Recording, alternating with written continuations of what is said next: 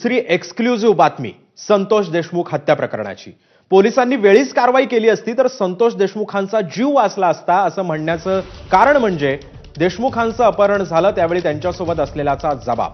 ABP माझाच्या हाती आता हा जबाब एक्सक्लुझिव्ह जबाब आहे आणि सरपंच संतोष देशमुखांचं अपहरण झालं तेव्हा ती गाडी चालवत असलेल्या व्यक्तीला कोयता लावला गेला आणि त्यानंतर त्या व्यक्तीनं धनंजय देशमुखांना तातडीनं घटनाक्रम सांगितलेला आहे। धनंजय देशमुखांनी त्यांच्यासह लगेचच केस पोलिसांमध्ये देखील धाव घेतलेली आहे आणि मात्र पोलिसांना या दोघांना तब्बल 3.5 तास बाहेर बसवून ठेवण्यात आलं असं देखील त्यांनी जबाबात म्हटलेलं आहे। नवा कायदा पुस्तकातून पाहून लिहावा लागतो त्यामुळे वेळ लागतोय असली कारणं पोलीस देत राहिले आणि त्याच वेळी पोलीस स्टेशनला पीआय महाजन आणि बनसोडे नावाचे अधिकारी होते। त्यांना सर्व हकीकत सांगितली मात्र घटनेचं गांभीर्य महाजन यांना माहीत असूनही त्यांनी काहीच कारवाई केली नाही।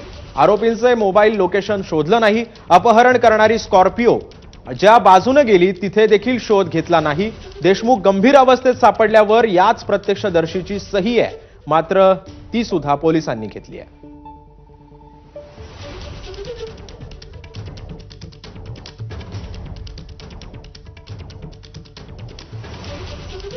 त्यामुळे आता या प्रत्यक्षदर्शीच्या जबाबामध्ये नेमकं काय काय म्हटलं ते आपण पाहतोय। संतोष देशमुखांचं अपहरण झालं तेव्हा प्रत्यक्षदर्शीच्या गळ्याला कोयता लावण्यात आला। प्रत्यक्षदर्शीनं धनंजय देशमुखांना सर्व माहिती दिली। दोघांची तातडीनं केस पोलिसात धावही त्यांनी घेतली। केस पोलिसांनी धनंजय देशमुख आणि प्रत्यक्षदर्शीला 3.5 तास बसवून ठेवलं। नवा कायदा असल्यानं पुस्तक पाहून लिहावं लागत असल्याचं पोलिसांनी उत्तर दिलं। पीआय महाजन बनसोडे नावाचे अधिकारी यावेळी पोलीस स्टेशनमध्ये उपस्थित होते।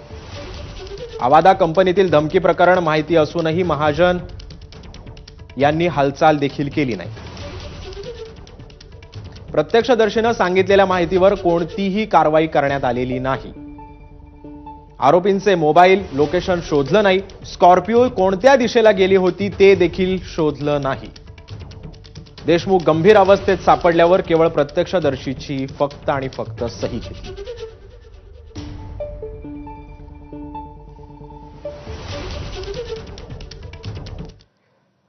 दरम्यान संतोष देशमुखांच्या हत्येच्या कटामध्ये पोलीसही सहभागी होते का असा सवाल अंजली दमानी यांनी उपस्थित केलाय। तर या प्रकरणामध्ये पोलिसांना सहआरोपी करण्याची मागणी देखील मनोज जरांगेंनी केली आहे। आय विटनेसची सगळ्यात इम्पॉर्टंट अशी जो जबाब असतो तो त्याचाच सगळ्यात महत्त्वाचा असतो आणि हा तात्काळ पोलीस स्टेशनमध्ये जाऊन सुद्धा 3.5 तास त्याला बसवून ठेवण्यात आलं होतं। अतिशय धक्कादायक आहे आणि पुन्हा तेच पोलीस इन्स्पेक्टर्स होते तिथे। पीआय महाजन म्हणून होते, पीआय बनसोडे होते। हेच पीआय महाजन तिरंगा हॉटेलमध्ये सुदर्शन घुळेबरोबर देखील होते। म्हणजे यांचं कसं संगनमत होतं, कसे ते एकत्रपणे काम करायचे, कसं म्हणजे त्यांच्या कटात हे देखील शामिल होते का असा प्रश्न पडतो। म्हणजे पीआय महाजननी आणि बनसोडेंनी तात्काळ कारवाई केली असती तर संतोष देशमुख हे आज जिवंत असते। पण मुद्दाम 3.5 तास त्यांना बसवून ठेवण्यात आलं। म्हणजे जेवढे तास ते मारत होते तितके तास यांना पोलीस स्टेशनमध्ये बसवून ठेवलं। याच्यापेक्षा जास्त निर्दयी कोणी कसं असू शकेल।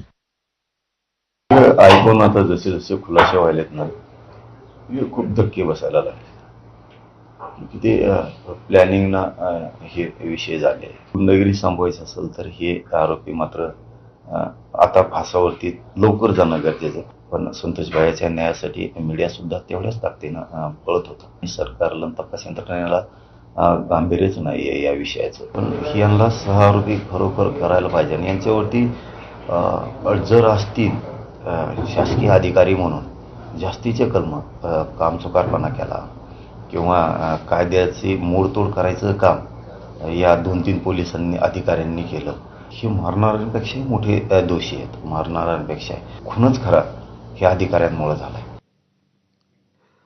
दरम्यान बीड जिल्हा गृहमंत्र्यांच्या नकाशावर आहे की नाही असा सवाल ठाकरेंच्या शिवसेनेचे खासदार संजय राऊतांनी उपस्थित केलाय। दरम्यान बीडच्या पोलीस खात्यावर अज्ञात शक्तीचं नियंत्रण असल्याचा देखील खळबळजनक दावा संजय राऊतांनी केलाय। गृह खात्याचं अपयश आहे। बीडचं पोलीस खातं हे देवेंद्र फडणवीस यांच्या नकाशावर आहे की नाही गृहमंत्री म्हणून अजूनही हा प्रश्न आमच्या समोर आहे। तेव्हा सोडून आजही आजही बीडचं पोलीस खातं हे मुंबईतून नियंत्रण केलं जात नसून